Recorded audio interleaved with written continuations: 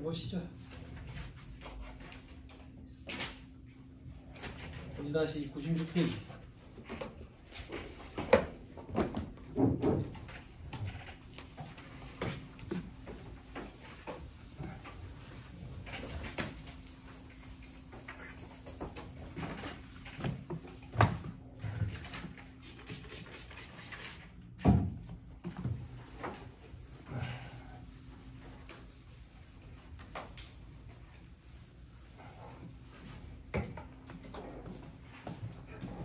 자, 1-97페이지 4번 보세요.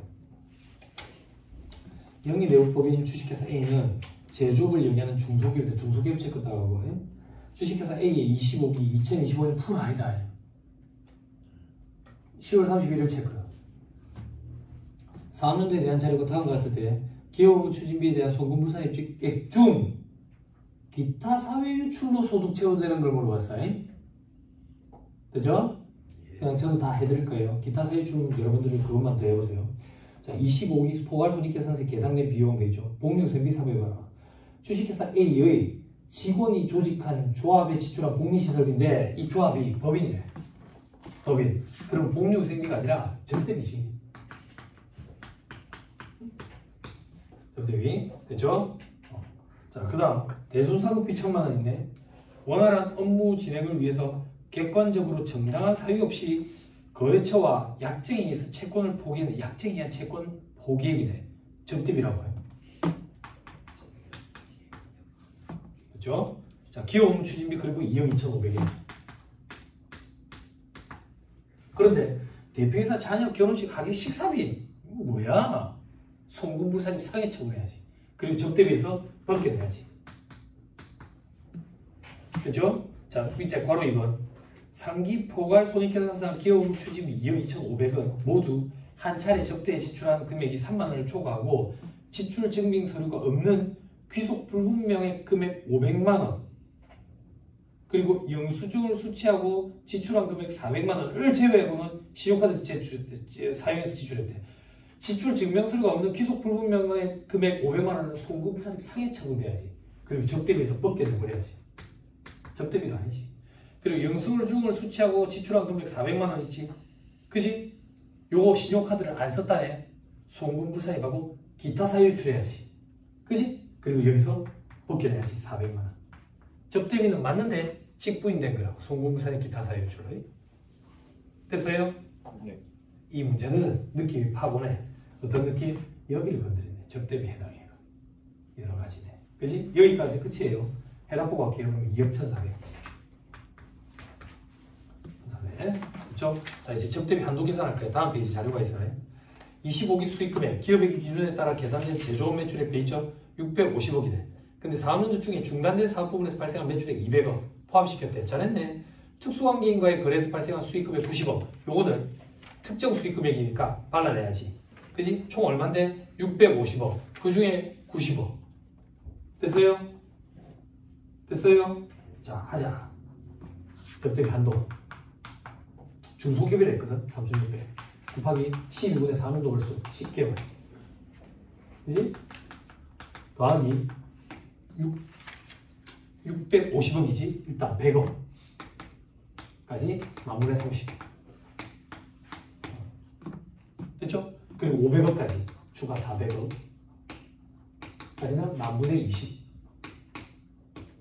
그리고 150억 남네. 150억.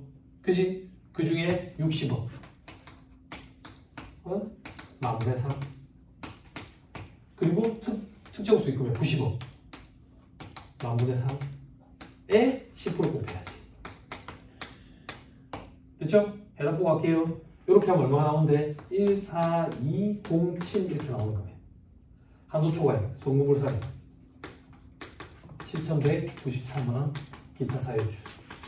아까 문제에서 기타 사유출로 처분되는 금액 물어봤거든? 요거 그리고 아까 400만원 있었지. 요렇게 두 개가 기타 사유출로 처분되는 적대비 초과액이지.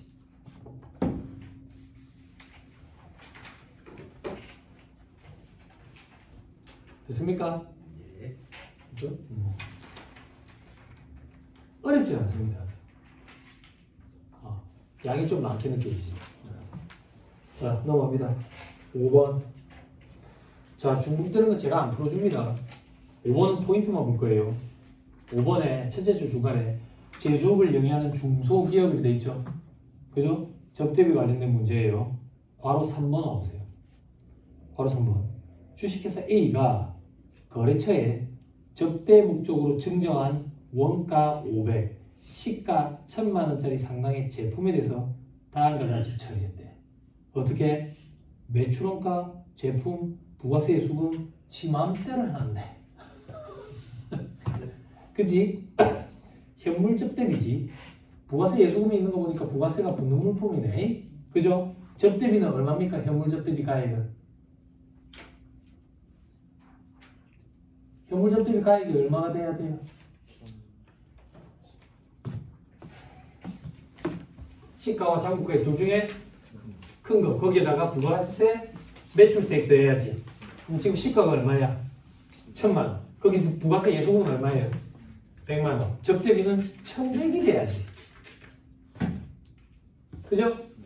접대비 1100이 돼야 되는데 회사는 그걸 그냥 얼마를 잡았지? 600 잡아놨나? 회사는 그냥 600 잡아놨지. 그지? 그러니까 직접적 세무조정은 나타나지 않겠네. 나타나지 않고 접대비에 1100만 원을 집어넣어가지고 한도 시물 계산해야 돼. 됐죠? 나머지는 여러분들이 하시면 돼요. 자, 6번을 같이 풀어낼 거예요. 6번. 제조업을 영위하는 영리내용법인 주식회사 A 중소기업의 알랍니다. 25기 4학년도 2025 9월 30일이다. 9월 30일 법인세 세무조정 결과 포괄손익계산서에 계상된 기업 업무 추진비 5,900만 원, 문화기업 업무 추진비와 전통시장 기업 업무 추진비는 없대. 5,900만 원 중에 540만 원이 법인세법상 한도 금액을 초과해서 송금에 산입하지 않았대. 뭔 소리야, 이거 이상하네. 재밌네. 자, 회사가 얼마를 잡았다고 접대비를 5,900을 잡았대. 5,900. 세법상 한도는 얼마인데? 몰라. 모르는데 한도 초과액이 얼마인데? 한도 초과액이 540이래. 됐어요? 그럼 나오네. 세법상 한도는 얼마인데? 5,360이겠네. 그래서 문제에서 묻는 게 뭔데? 세 번째, 네 번째 줄에 25기 사업연수 수익금액이 200억이래. 이 중에서 특수관계인과의 거래에서 발생한 수익금액은 얼마냐 이거야. 25기의 특수관계인과의 거래에서 발생한 수익금액은 100억 안 된대. 그리고 전부 다 신용카드 매출점표 수령했대. 수령했대. 그럼 한도 계산해보자. 이게 5,360. 중소기업이 아니라며. 그럼 1,200. 곱하기 12분의 4년도 월수 9개월이잖아. 됐지? 수익금액이 200억이라네. 200억. 그럼 일단 제가 특정 수익금액이 100억 원을 초과하지 않는다니까 100억까지는 만분의 30 다 곱하면 되겠네. 그치? 그리고 특정 수익금액을 X라고 하면 두자고요. X라고요. 그러면 나머지 100억에서 X를 차감한 거래.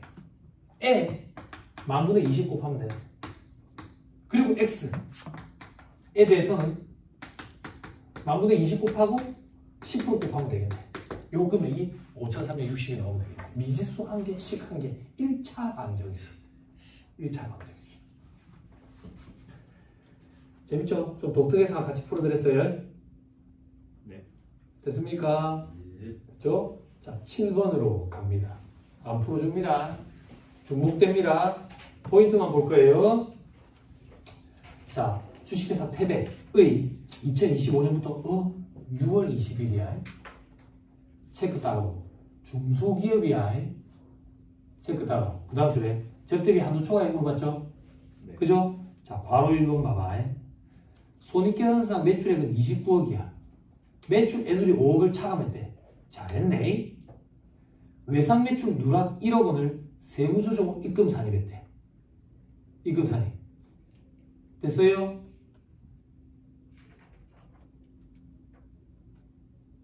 됐나요? 됐어요? 자, 여기서 하나의 포인트야.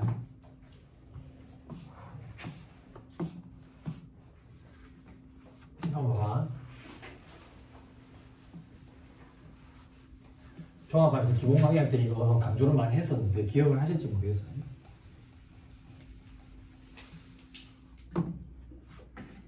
심판. 이거 4학년도 몇 개월이었지? 6월 20일. 그럼 하자. 일단 1600 곱하기 12분의 6개월. 그죠? 자, 그 다음 수익 금액에 100억, 500억 기준으로 마무리 30, 마무리 20, 마무리 3을 곱해야 되잖아. 그때 이 수익 금액은 기업의 기준상 매출액이 된다고. 그게 얼마라고? 29억? 29억이지. 맞나? 네. 29억. 됐어요? 됐어요? 여기에 마무리 30을 곱할 거라고. 근데 문제는 뭐냐면 1억 원을 세부조정으로 입금 산입했다고. 1억 원을. 1억 원 세부조정 입금 산입 금액을 여기에 포함시킬 거냐 포함 안 시킬 거냐 이거야. 자, 들어보세요. 들어보세요. 회계상 매출액은 29억인데 귀속 시기 도래의 차이 때문에 세법상으로는 입금 1억 원을 입금 산입해야 된대. 그럼 여기는 29억만 들어가야 돼. 세법상 매출액이 아니라 기업액이 기준상 매출액이 들어가야 되기 때문에. 근데 이 문제는 뭐냐면 회계 처리를 엉터리로 해놓은 거야. 30억이 돼야 되는데 회사가 29억을 잡아놓은 거야. 그래서 세법상으로 입금 산입 1억 원을 했어. 그럼 올바른 회계상 매출액이 얼마냐고. 올바른 회계상 매출액은 30억이야. 그래서 여기 1억을 들어야 돼. 됐어요? 됐나요? 수험생들 많이 착각한다고. 세우사님 이렇게 하면 세법상 매출액이 되는 거 아닙니까? 회계상 매출액이 돼야 된다면서요. 회계상 매출액은 엉터리 매출액을 얘기하는 게 아니라 회계상 올바른 매출액을 얘기하는 거야. 회계상 올바른 매출액은 30억이 맞아. 제가 아까 얘기한 것처럼 문제를 각색해서 회계상 매출액은 29억인데 귀속 시기 도래의 차이 때문에 세법상 1억 원을 입금 산입했다 그러면 회계상 매출액은 29억이 되는 게 맞아. 그래서 문제가 어렵지. 됐어요? 네. 여기서는 회계상 올바른 매출액이 30억인데 회사가 29억으로 잘못 계산하는 거야. 그 차이를 세부조적으로 조정을 했대. 그럼 여기에 회계상 매출액은 올바른 회계상 매출액인 30억이 들어가는 게 맞아. 이 문제의 포인트. 됐죠? 자, 그 다음 괄호 3번 가보세요. 다음 사항은 기업 업무 추진비 이외의 계정에 계산됐대. 접대비 계정 말고 다른 데 계산된 거야. 동그라미 1번. 거래처 경조사비로 10만원을 지급했대. 이거 접대비에 포함시켜야지. 동그라미 2번. 기업이 조직한 법인 아닌 단체의 복리시설비 지급했대. 이거는 접대비 아니지. 그지? 동그라미 3번. 태백은 거래처에 사전 약정 없이 판매자금을 지급했대. 접대비 아니지. 됐지? 자, 바로 4번. 회사는 단기에 발생한 기업 업무 추진비 300만원을 재무사특표에 성급비용 잡았대. 올해 비용이지 성급비용 아니잖아. 송금산입 마이너스 유보라는 세부조정을 함과 동시에 접대비 계정에 300만원을 집어넣어야지. 됐어요? 나머지는 여러분들이 하시면 돼요. 됐죠? 자, 저는 8번을 같이 풀어드릴 거예요.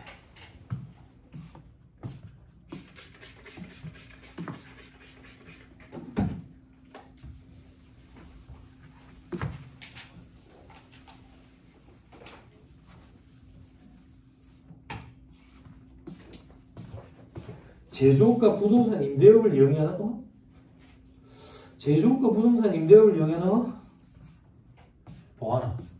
제조업과 부동산 임대업을 영위하는 이런 표현이 왜 주어졌을까?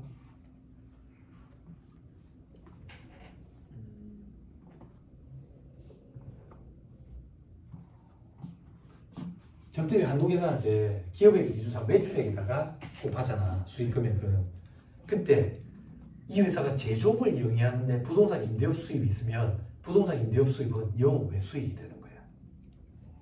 근데 이 회사가 이 두 개 업을 다 하잖아. 그럼 여기서 발생된 수익 금액은 다 매출액인 거지. 그지? 그것 때문에 주어진 거야. 됐죠? 네. 영업 수익에 포함되느냐, 영업외 수익에 포함되느냐, 그 차이 때문이야. 됐죠? 이 회사는 그러면 제조, 부동산 임대업 두 가지 다 하니까 여기서 발생된 수익 금액은 다 매출액인 거야. 그죠? 자, 중소기업 아니랍니다. 25기 4년도 2025년 풀이네요. 자, 기업은 추진비 한도 초과액으로 오른 것은 다만 주식회사 A는 부동산 임대업을 주업으로 하는 법인 등 법에 정한 특정 범위이네. 우병우법 적용 대상 범위이네. 그러면 한도가 50%로 확 줄어들지. 그지? 자, 한번 해보자. 손익계산상 접대비 내역은 다음과 같다. 접대비 얼마나 돼 있는데 일단 4천만 원. 자, 밑에 동그라미 1번. 신용카드 등 사용분이 2,900이네. 문화기업 업무 추진비 500이 포함되어 있네. 조금 이따가 접대비 한도 추가해야 되겠네. 500만 원에 대해서 머릿속에 잠깐 담아두자. 자, 그리고 제품 증정분 1,000만 원이 있네. 특수관계 없는 거래처에 증정한 제품으로서 사업상 증여지, 그지? 원가는 1,000만 원인데 시가는 1,200이래. 부가세는 정부가 납부했으니까 부가세는 신경 쓰지 말아요. 그러면 접대비 해당액은 1,000만 원이 아니라 1,320이 돼야지. 그지? 왜? 시가 1,200에 시가에 대한 부가세 매출세 120만 원. 그래서 1,320이 돼야지. 근데 회사는 접대비 얼마 잡아놨지? 1,000만 원. 그럼 접대비 그 1,000만 원은 여기에 지금 들어가 있잖아. 그래서 우리는 여기에 320을 가산해야지.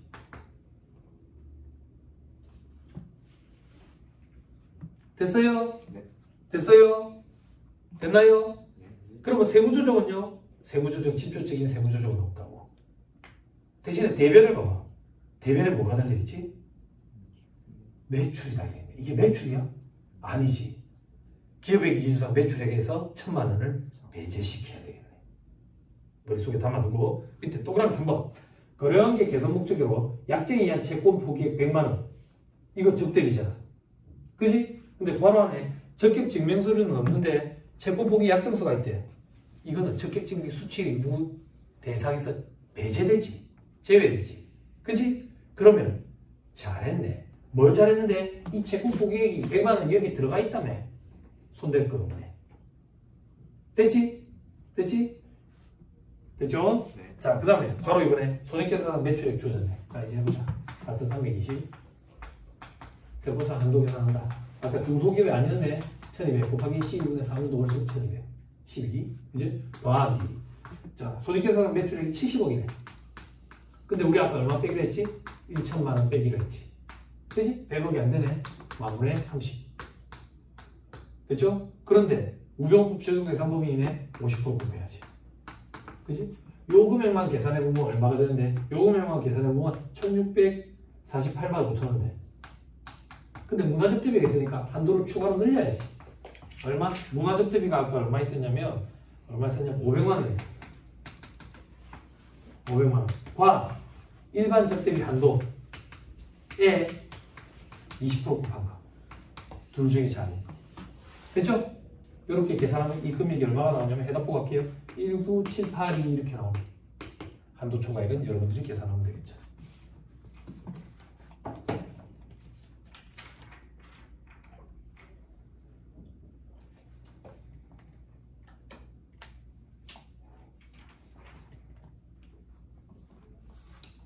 넘어가도 될까요? 되겠어요? 네. 9번으로 갑니다. 중복됩니다. 중복돼서 포인트만 볼 거예요. 바로 2번 보세요. 손익계산서에 판관비에 기업업무 추진비로 비용 처리한 금액이 9천만 원이 있는데 다음 금액이 포함이 되어 있대요. 9천만 원에 포함된 거예요. 동그라미 1번. 정기에 접대가 이루어졌는데 단기에 비용 처리했대. 송금부산을 유보하고 빼야지. 단기 접대비에서. 동그라미 2번. 국민체육진흥법에 따른 체육활동 관람을 위한 입장권 구입비. 여러분 이거 문화접대비예요. 별도로 한도를 추가로 늘려야 돼요. 됐습니까? 됐나요? 자, 나머지는 중복돼요. 자, 10번으로 옵니다. 10번. 이것도 중복되니까 포인트만 볼 거예요. 제조업과 건설업을 영위하는 중소기업이래. 둘 다 매출액이야. 그러면 춘천에 1기 기업업무 추진비 관련 자료이다. 한도 초과율 계산해봐라 이렇게 있죠. 그죠? 잘 봐. 괄호 1번에 영업 개시일은 2025년 6월 29일이야. 사업자 등록 신청은 2025년 7월 10일에 했대. 법인 설립 등기는 2025년 7월 25일에. 환장 안 하겠네.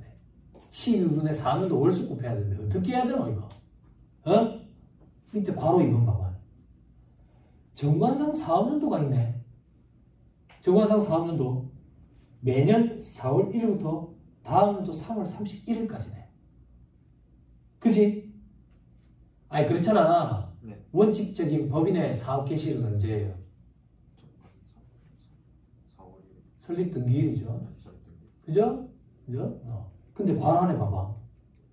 최초로 손익이 발생한 날은 6월 29일이고 법인 설립 전에 손익을 법인에 귀속시켰다네. 법인 설립 등기일 전에 6월 29일에 손익이 발생했고 요거를 귀속을 시킬 수가 있어 없어? 어떤 요건이 있지? 1년을 초과하면 안 되잖아. 그럼 귀속시킬 수 있네? 귀속을 시키면 최초 사업연도 기시일은 언제로 바뀌어? 최초 손익 발생. 6월 29일로 바뀌지. 그러면 12분의 7을 해야 되겠네. 월수 계산할 때. 그죠? 이 문제의 포인트는 그거 하나예요. 됐습니까? 네. 넘어갑니다. 11번. 11번. 포인트만 봅니다. 괄호 3번으로 오세요. 기업 업무 추진비 관련하여 매입세 불공제된 금액 400만 원을 세금과 공과로 비용 처리했대. 요거 어떻게 해야 돼요? 직접적인 세무조정은 없고 세금과 공과가 아니라 접대비죠. 접대비 관련 매입세액도 접대비로 봐서 한도 10인 계산이 들어가야 되죠. 이 문제 포인트는 그거 하나. 됐나요? 자, 12번으로 오세요. 자, 다음은 제조업을 영위하는 영리내용법이 주식 소기업이랍니다. 제10기 2025년 풀이고요. 기업 업무 추진비 관련돼 가지고 송금부산익 금액을 계산해라. 자, 괄호 1번에 손익계산서상 매출액은 8억 6천이랍니다. 다음의 금액이 포함되어 있대요. 어떤 거? 매출 할인이 포함되어 있대. 포함시키면 돼, 안 돼? 배제시켜야지. 그지? 2천만 원 빼야지. 자, 그 다음 매출 할인 1천만 원 빼야지. 그죠? 자, 그 밑에 동그라미 2번. 따라오고 있지? 네. 동그라미 2번. 2025년 12월 20일에 대금을 선수령하고 전자세금계산서를 발행한 공급가액 3천만 원. 오 마이 갓, 환장하겠네. 이거 어떻게 해야 되냐? 어떻게 해야 되냐? 보자, 다시. 12월 20일에 대금을 선수령하고 제품 인도는 2026년 1월 10일이고 전자세금계산서를 12월 20일에 발행한 공급가액 3천만 원이 있네. 그지? 미치겠지. 소연아 미치겠지. 그치? 오하나 미치겠지. 안 미치냐? 네. 그래. 내가 너희 머릿속으로 들어갈 수 있거든. 내가 너희 머릿속으로 들어갔더니 너가 지금 무슨 생각하고 있는지 알아? 선생님께서 밝은 특례를 적용받다 이라고 있는 거야. 얘들아, 법인세법을 하고 있다. 부가가치세법을 하는 게 아니다. 법인세법, 손익기속 시기, 제환의 인도 시점이다. 그럼 언제 기속되냐? 26년. 응? 26년 1월 10일에 기속된다. 됐냐? 얼마가? 3천만 원 전부 다. 근데 회사는 이 3천만 원을 매출액에 집어넣었다지? 네. 그러면 입금 물산이 마이너스 유보를 하고 매출액에서 빼야 된다. 저를 보세요. 됩니까? 어렵다. 어려워요. 돼요? 돼요? 그럼 조금 더 합시다. 문제에서 안 물어보지 마. 조금 더 합시다. 뭘 조금 더 할 건데? 이거 선생님께서 발급특례 인정받을 수 있어? 부가가치세법도 올려보자. 부가세법. 왜? 대금 받았잖아. 선생님께서 발급특례 인정받을 수 있다고. 그치? 조금만 더. 힘들지만 조금만 더. 선생님께서 발급특례 인정받을 수 있다네. 있어. 그러면 근우야, 공급 시기는 언제로 바뀌어? 12월 20일이라고. 2025년 부가세 신고할 때 과표에 얼마 들어가야 돼? 3천만 원 들어가야 돼. 근데 법인세법상 입금은 2026년도에 입금이야. 됐어요? 소연아 되나? 봉하나 돼? 이게 부가가치세법과 법인세법의 차이인 거야. 수험생들이 이걸 딱 보면 바로 선생님께서 발급 특례를 떠올리다가 망한다고. 우리는 지금 법인세법 문제를 풀고 있어요. 응? 인도 시점 그때 손익이 귀속이 된다고. 됐죠? 세무사님 이런 거는 그러면 실무적으로 어떻게 되는데요? 수익금액 명세서라는 명세서 작성할 때 이걸 조정을 해줘. 부가세 과표랑 법인세법상 입금 금액을 조정해줘. 조정 후 수익금액 명세서라는 명세서가 있어. 실무적으로. 우리 시험에 그런 건 안 나와. 거기서 조정. 자, 이 문제 포인트는 그거. 그런데 조금만 더 봅시다. 괄호 2번. 기계장치 매각 대금 1억 4천만 원이 영업외 수익으로 계상이 돼 있대. 영업외 수익. 이건 어떻게 해야 돼? 응? 매출액. 왜 멋지게 포함해야 돼? 이 회사 뭐 하는 회사인데? 제조하는 회사인데 기계장치 매각 대금을 왜 포함시켜? 포함시키면 망하는 거야. 좋습니다. 됐죠? 네. 됐죠? 조금만 더. 근데 수험생들이 이거 왜 헷갈려 하는데 2차 수험생들이 부가세 과표에는 들어간다고 해. 그지? 그지? 근데 이게 매출액이냐고. 회계상 매출액이냐고. 아니잖아. 이거 여러분들 분계금은 어떻게 끊는데? 기계장치 없으면서 처분 이익 잡잖아. 매출액이라고 잡냐고 안 잡잖아. 그지? 매출액 아니라고 해. 그죠? 자, 그 정도 보시면 됩니다. 넘어갑니다. 13번. 13번. 13번 되게 어렵더라. 포인트만 볼 거예요. 중복돼서 자꾸. 중복되는데 이걸 다 풀어줄 수는 없어. 이거 언제까지 하겠어. 따라왔어? 알았어. 한숨 쉬고 한숨 돌리고 어려운 거 얘기해야 되니까.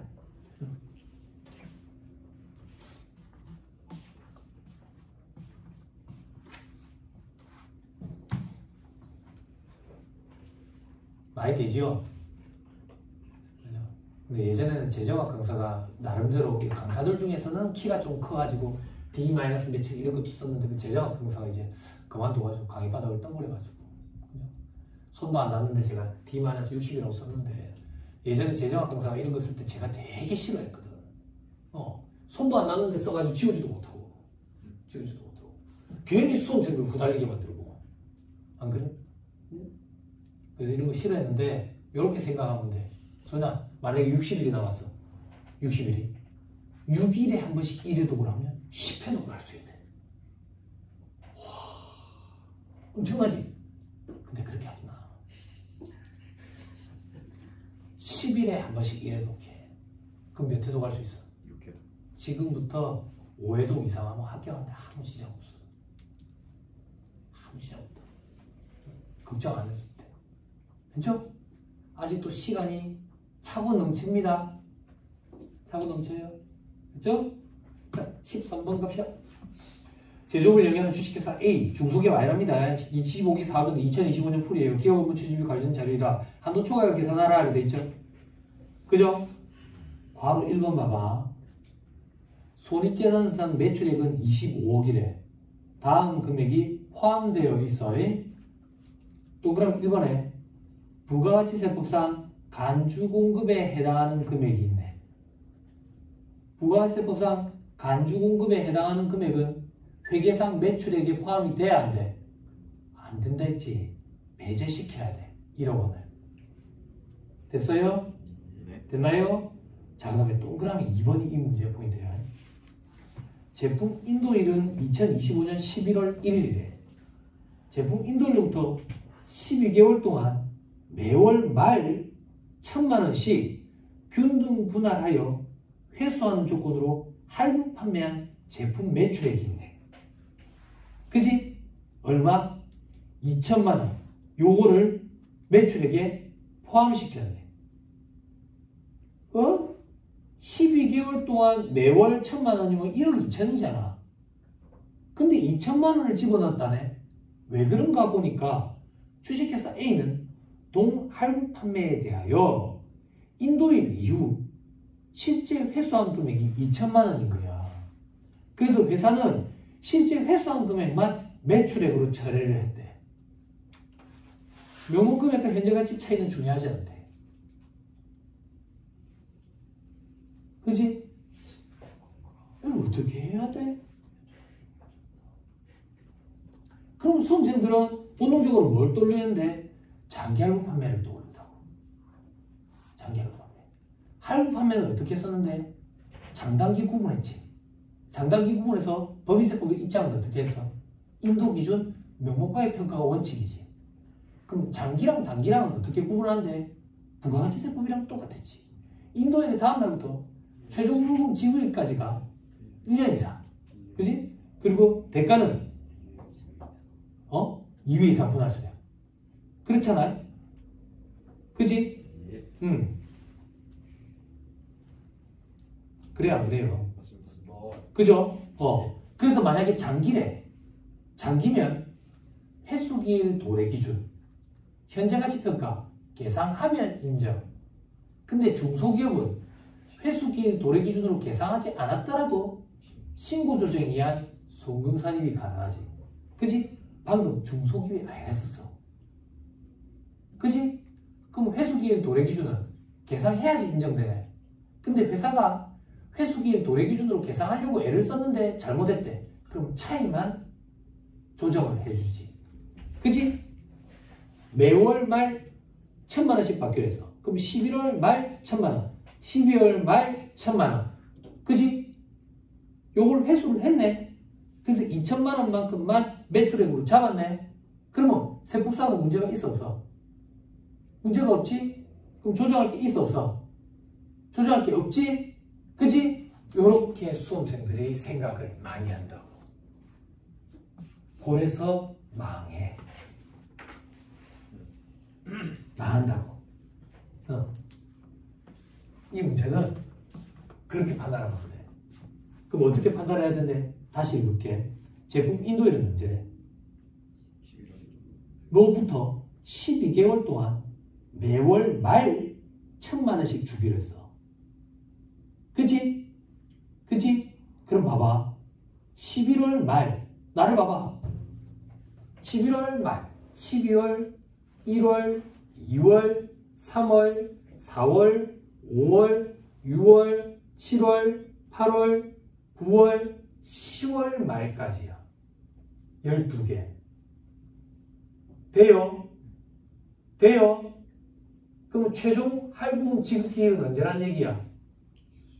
10월 31일. 돼요? 아니 손가락으로 해줬잖아 지금. 돼? 인도일은 언제야? 11월. 인도일의 다음 날부터 최종 할부금 지급 기일까지 1년 이상 맞아? 단기야. 응? 단기라고. 이걸 뭐라고 얘기해야 돼? 세법이라고 얘기해야 돼? 독해라고 얘기해야 돼? 아무튼 수험생들이 이거 함정에 많이 빠져. 제 생각인데 시험장에 가서 긴장한 상태에서 읽다 보니까 항상 장기할부 판매에 꽂혀 있다 보니까 당연히 그렇게 나오겠지 라고 수험생들이 그렇게 몰아가는 것 같아. 응. 됐어요? 장기 아니에요. 단기죠. 그죠? 그럼 원칙이 언제예요? 인도 기준. 그때 인도일에 인식해야 될 매출액은 얼마예요? 1억 2천 전체가 다 들어가야 돼요. 근데 회사는 얼마 잡았어요? 1억 원을 추가시켜야 돼요. 입금 산입 유보해서. 됐어요? 회담에 이거 설명이 또 별로 없더라고. 수험생들이 자꾸 질문하러 오는데. 됐죠? 자, 나머지는 조금만 더 볼게요. 괄호 2번 보세요. 손익계산상 기업 업무 추진비 계정의 금액은 3천만 원이래. 다음 금액이 포함되어 있대. 동그라미 1번. 농업법인으로부터 직접 농산물을 공급받고 지출한 금액 200만 원이 있어. 200만 원. 근데 대가를 은행에 통해서 지급하고 계좌이체하고 과표신고서에 경비 등 송금명세서를 첨부를 했대. 그러면 이거 접대비로 인정되죠? 아니, 법인은 안 된다 했다니까. 농업인으로부터, 개인으로부터. 법인은 계산서 발급 받아야 된다고. 근데 발급 안 받았네. 그치? 그럼 이거는 적격증빙 수치액이 아니야. 송금부산이 기타 사유출로 바로 부인시켜야지. 됐죠? 자, 그럼 동그라미 2번. 해외 기업 업무 추진비 영수증을 수치했대. 왜? 현금 말고 다른 지출 수단이 없었대. 그럼 오케이. 접대비로 봐가지고 한도 15인 계산 대상에 포함시키지. 또 그럼 3번. 전통시장에서 지출한 금액이네. 그지? 그러면 한도를 추가로 20% 더 할애해주지. 10% 더 할애해주지. 됐나요? 네. 자, 그게 답니다. 됐죠? 넘어갑니다. 14번. 14번도 안 풀어줍니다. 중복됩니다. 괄호 1번에 다를 가봐. 괄호 1번에 다. 일간 매출과 관련해서 영업 외수익에 부산물 매각 대금이 있더래. 요거는 기업의 기준상 매출액에 포함시켜야 된다했어. 됐죠? 세무조정 이런 거 없어. 수익에 잡혀 있으니까. 됐죠? 넘어갑니다.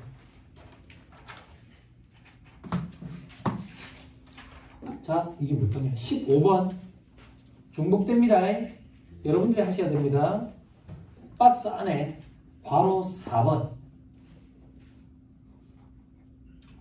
단기 광고 선전비 계정에는 주식회사 A를 우량거래처 50곳에 개당 시가 10만원의 광고 선전 물품을 구입해서 제공한 금액 500만원이 포함되어 있대. 봐봐.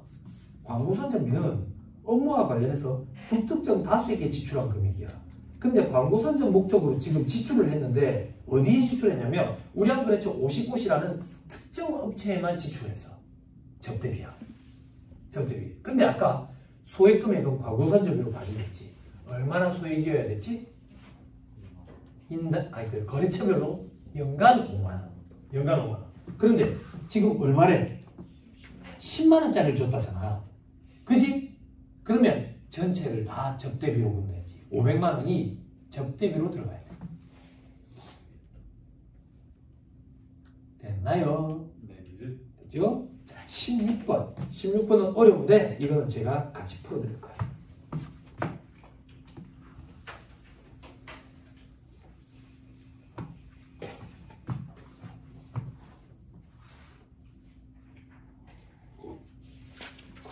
다음은 제조업을 영위하는 영리 내용법인 주식회사 A 중소기업 아니랍니다. 25기 사업년도 2025년 풀이에요. 25기 사업년도에 주식회사 A가 결산서에 계산한 건물 감가상각비 중에서 송금불산입해야 되는 금액은 모두 얼마냐? 갑자기 왜 이럴까? 자산계산 접대비 문제가.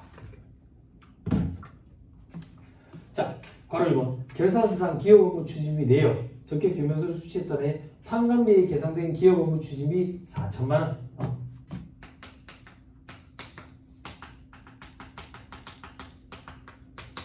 자, 그리고 4천만원 중에 대표이사가 개인 용도로 사용한 금액이 500만원. 나쁜 놈이네. 송금부산이 상회하고 빼버려야지.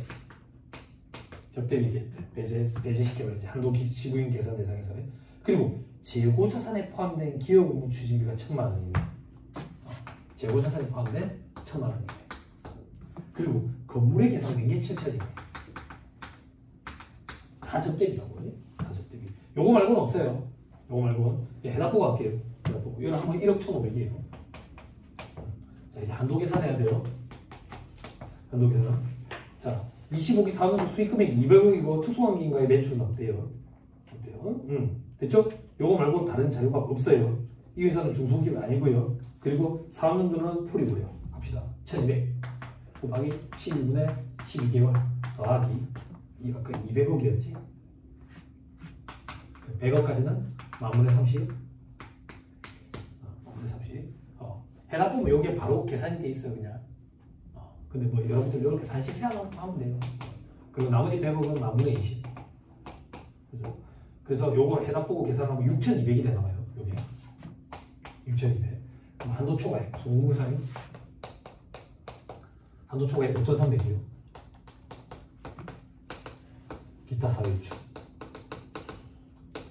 됐어요? 됐죠? 자, 이제 문제는 자산계산 접대비예요. 5,300만큼 한도 초과돼서 송금부산입 시켜야 된다고. 그럼 이 송금부산입 때는 접대비는 제일 먼저 비용 섞이기 강한 게 먼저 구성되는 걸로 보니까 비용 섞이기 강한 건 판관비 3,500이지.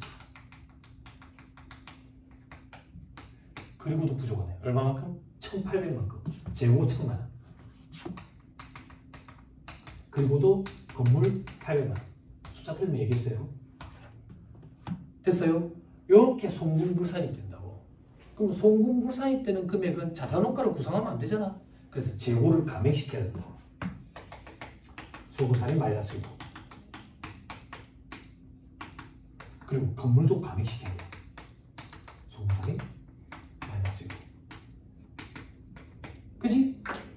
건물을 감액시켰으니까 감액과 동시에 뭘 해야 되는데 감액분산가비 직분해야지. 그럼 회사가 계산한 감가상각비 내역들이 주어질 거라고. 어디에 주어지는데 밑에 괄호 3번에 건물은 2025년 7월 5일에 취득했고 즉시 업무에 직접 사용하고 있고 A가 소유하는 유일한 건물이래.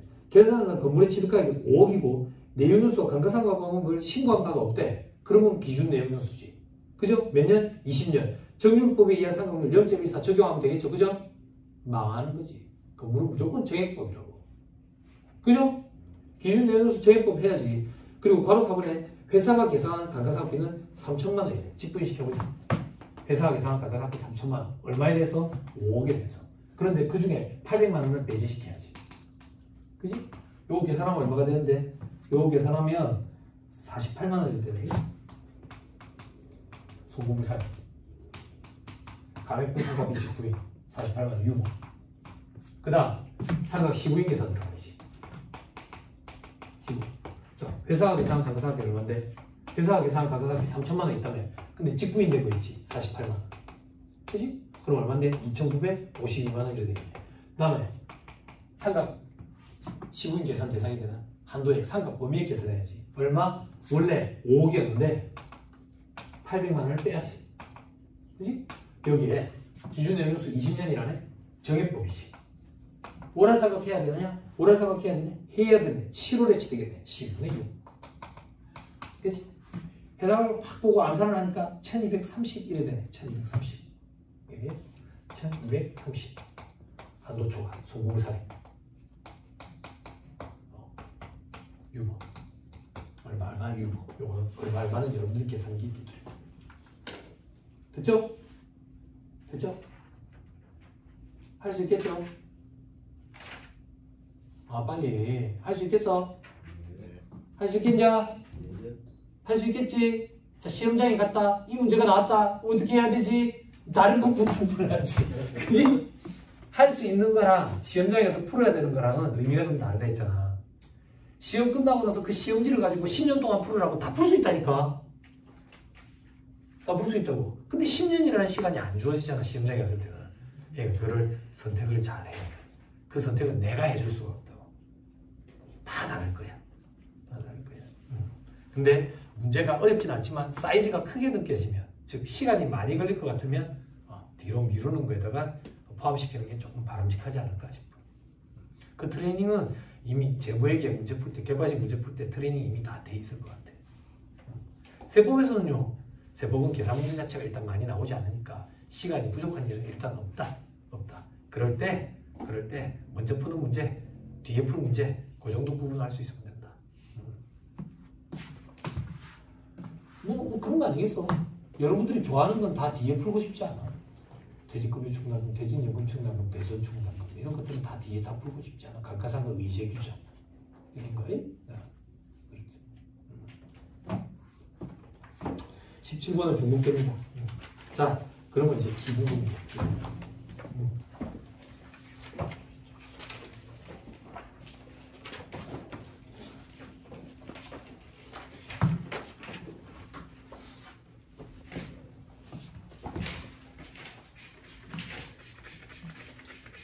자, 이거 잘라요. 기부금 갖고 올 거예요? 기부금 어떻게 할 거예요? 기부금 어떻게 할래? 갖고 올래? 응? 계산사실 암기하는 거 힘들지? 근데 특례 기부금인지 일반 기부금인지 구분하는 것도 또 산 넘은 산이라고. 쉽지 않지. 그런데 또 이렇게도 한번 생각해봐요. 소득세법에 기부금 우리 못 갖고 가지. 너무 어려워서. 사업소득의 필요금으로 계산하는 기부금 한도, 혹은 기부금 세액공제 대상 한도가 되는 금액, 그렇게 생각해보면 법인세법에서 기부금은 그거에 비하면 그렇게 까다롭지는 않지. 그지? 그리고 기부금은 접대비, 광고선등비랑 비용의 성격 부분 말 문제로 좀 구성이 되지. 그리고 또 아예 기부금을 제끼고 들어가기에는 조금 부담스러운 게 의제 기부금 문제 때문에 법인세법에는. 그지? 혹시 그런 분 계세요? 아, 그렇게 얘기하니까 너무 애매하다. 네가 그만 정해주면 안 되냐? 그런 분 계세요? 그런 분 계시면 법인세법상 기부금은 갖고 가세요. 어차피 우리 소득세법 기부금 못 갖고 갈 거니까. 어려워서.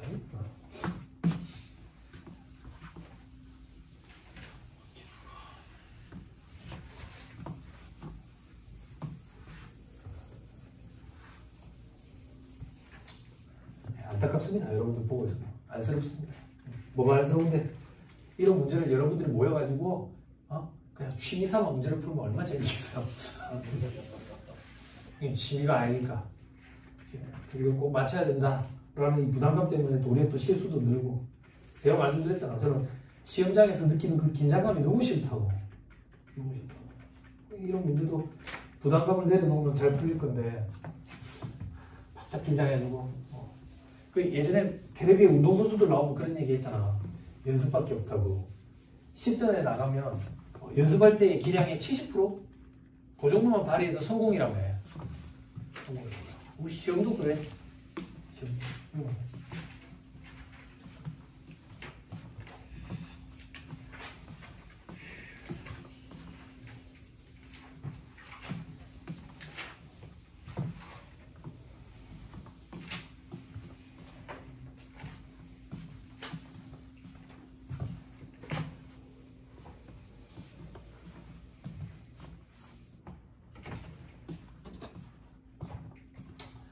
자, 써머리 좀 읽어볼게요. 기부금.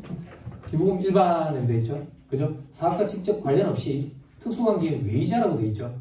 그죠? 근데, 상대방을 한정하지 않는다고요. 왜? 특수관계인이더라도 기부금 열거 대상 특수관계인이면 그냥 기부금으로 보거든. 특수관계인이라 상대방이 특수관계인이라 해서 무조건 부당이익 계산 부인을 적용하는 게 아니라고. 그죠?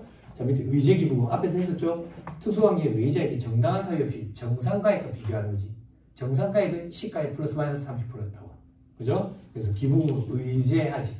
의제. 그때 그 기부금이 비지정 기부금이면 전액 다 송금부사님하고, 비지정 기부금이 아니면 한도계산 대상 금액으로 봐가지고 한도계산 쉽게 집어넣는 거지. 됐죠?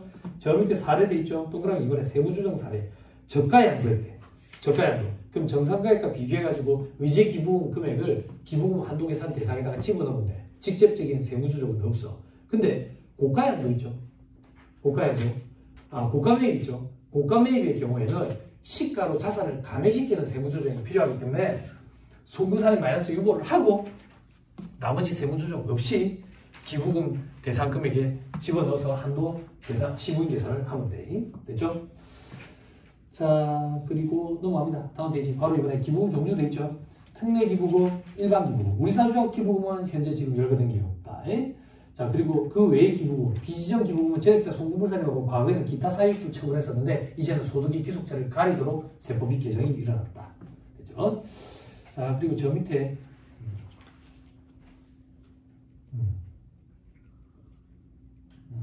자, 기부금 귀속 시기와 현물 기부금 평가돼 있죠. 귀속 시기는 현금주의라고 기억하면 된다. 근데 세법 표현은 지출한 사업연도에 송금이라는 표현을 쓰고 있다.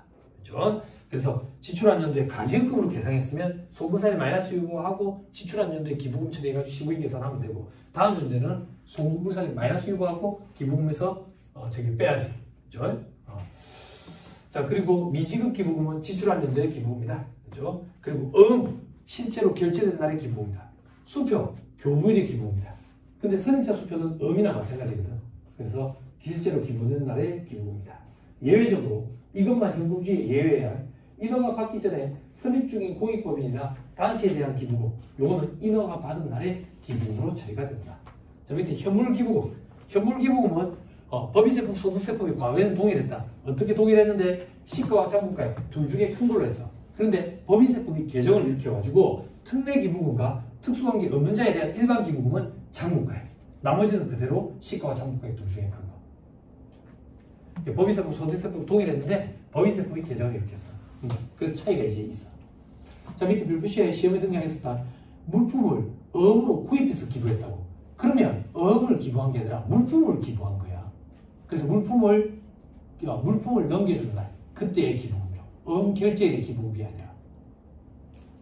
됐죠? 안 어렵죠? 이렇게 생각하면 돼. 쌀을 기부했다고. 쌀을 기부했는데 내가 쌀을 사올 때 카드를 넣은 거야. 카드 결제는 다음 달이라고. 다음 년도라고. 그렇게 생각하면 돼. 내가 기부한 건 쌀을 기부했다고. 쌀을 넘겨주는 시점에 기부금이라고. 그렇죠?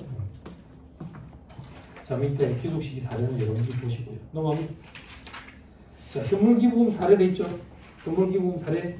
자, 직접적인 세무 조정이 없더라. 자, 넘어갑니다. 이런 거 다 입증해, 증명 안 됩니다. 종합반도 다 증명 다 했었어요.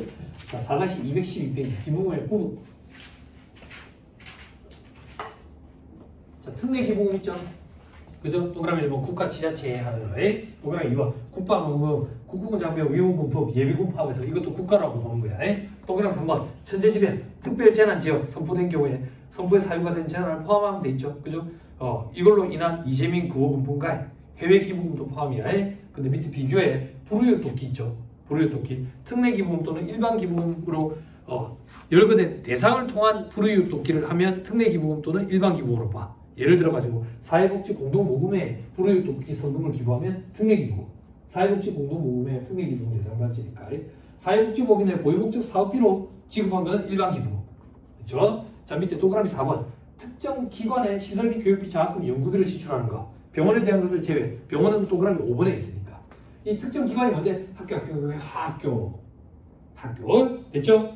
거기에 학교뿐만 아니라 한국장학재단, 산학협력단 이런 것도 들어가더라. 됐죠? 이것도 특례 기부금. 동그라미 5번 특정 병원에는 대학병원들 뿐만 아니라 국립암센터, 대한적십자사가 운영하는 병원, 한국원자력의학원 이런 데. 그렇죠? 그리고 신설이라는 특례 기부금 단체에 해당하는 병원이 설립한 의료기술협력단 돼 있죠? 그죠? 우리 시험에는 큰 영향을 안 미칠 것 같아요. 그냥 병원들 이렇게.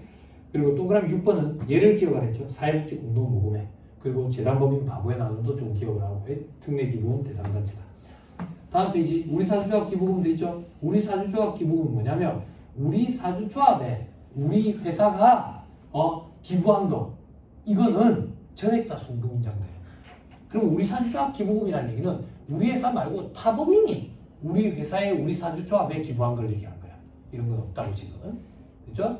말 문제 보기로 얘들은 한도가 30%다. 그 정도만 대비하면 돼. 자, 그럼 밑에 일반 기부금, 사회적 기부금 20% 한도 기부금. 자, 비영리 법인에 대한 고유 목적 사업비 이런 표현이 있으면 일반 기부금이야. 됐죠? 사회복지법인이라든지 이런 평생교육시설, 종교단체, 그리고 의료법인 이런데. 자, 밑에 동그라미 5번에 예를 기억해. 대한적십자사, 독립기념관, 그리고 한국과학기술연구원 뭐 이런데. 한국문화예술위원회, 과학창의재단 이런 데는 일반 기부금이다.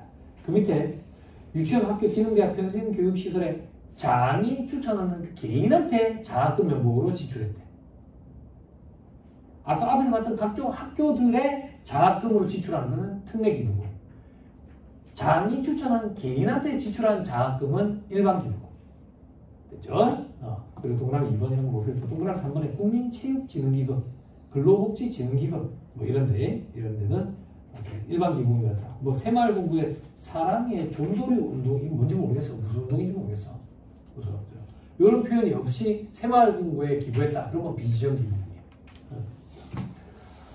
그게 제일 밑에 비지정 기부금에 있어. 새마을공부 기부금. 다만 새마을공부의 사랑의 종도리 운동 모르겠어. 그게 아니면 비지정 기부금이다. 자, 위로 다시 올라와서 세 번째 박스에 예방방, 아동복지시설, 고아원 이런 데 있지. 영아원, 고아원, 노인정 이런 데 지출하는 거. 이런 것들은 다 일반 기부금. 됐죠? 맨 밑에 비지정 기부금의 향후에, 동창회, 종친회 기부금. 이런 것들이 비지정 기부금. 다음 페이지 메인의 정리. 요거 여러분들 정리하세요. 자, 한도는 어떻게 계산하는데 한도는 차가감 소득금액에서 시작한다더라. 차감하면 소득금액에서 시작한다는 얘기는 당기순이익에서 입금산입, 소금산입, 소금산입, 입금산입까지 한 후의 금액을 얘기한다. 그러면 소금산입, 입금산입, 입금산입, 소금산입 이거는 소득금액 조정학기표, 즉 기부금 한도와 관련된 세무조정을 배제한 나머지 세무조정까지 끝낸 금액이다. 뭐라고? 기부금 한도와 관련된 세무조정을 제외한 나머지 세무조정. 그럼 기부금 한도와 관련된 세무조정을 배제한 나머지 세무조정이니까 기부금의 기속시기와 관련된 세무조정은 포함이 되겠네. 기속시기와 관련된 세무조정은 해야 돼. 그지? 그렇잖아. 그리고 비지정 기부금은 한도 초과 여부 이런 거 판단 안 하지. 그래서 비지정 기부금 송금부산입도 포함이 돼야 돼. 거기까지 마친, 즉 거기까지 세무조정을 마친 차감하면 소득금액을 기준으로 기부금을 차감하기 전 금액으로 돌려야 되니까 기부금을 다 더하지. 그리고 결손금이 있는 주제에 무슨 기부냐? 그래서 2월 결손금을 차감한다고. 됐죠? 그런데 저 밑에 별표시 1번 그때 차감하면 소득금액은 합병 분할에 따른 양도 차익은 제외하래. 제외. 그리고 또 별표시 2번에 2월 결손금은 발생준도에 제한이 있는 2월 결손금을 차감한다고. 됐죠? 됐죠? 다음 페이지 맨 위에 동그라미 2번 80% 한도 적용 법인. 그러니까 결손금 차감할 때 1월 결손금 각사는 소득금액의 80% 한도로 차감하는 법인이 있지. 그게 일반 법인이잖아. 중소기업은 한도 없이 차감하고. 그래서 일반 법인인 경우에는 80%를 똑같이 적용해서 기준 소득금액의 80%를 한도로 2월 결손금을 뺐네. 우리 시험에는 100문제 중에 99문제는 중소기업이다 이렇게 등장했는데 일반 법인도 등장한 적이 있기는 하거든. 중소기업이다 이렇게 등장하면 한도 없이 빼면 돼. 중소기업 아니면 80% 한도 내서 빼야 돼. 됐지요? 네. 됐죠? 그래가지고 세무조정은 어떻게 하는데 특례기부금, 일반기부금 순서로 해야 돼. 그게 다음 이제 계산사식에 영향을 미치니까. 그래서 한도 초과액이 발생하면 소금산입 기타 사에서 인출. 한도 미달액이 발생하면 소금산입 기타. 물론 정기로부터 2월 된 게 있다는 가정하에 없으면 세무조정 없지. 계산조정 사항이니까. 자 밑에 별표시에 송금부산입에 2월 된다고. 다음 3년도 개시부터 10년 동안 2월 해가지고 추인된다고. 됐죠? 여러 개가 있으면 옛날 때부터 선입선출법이다 이렇게 생각하면 돼. 그게 밑에 파란것이 2월 된 금액을 해당 4년도에 지출한 기부금보다 먼저 송금에 산입하고 2월 된 게 여러 개 있으면 먼저 발생한 2월 금액부터 송금에 산입한다. 다 했네요.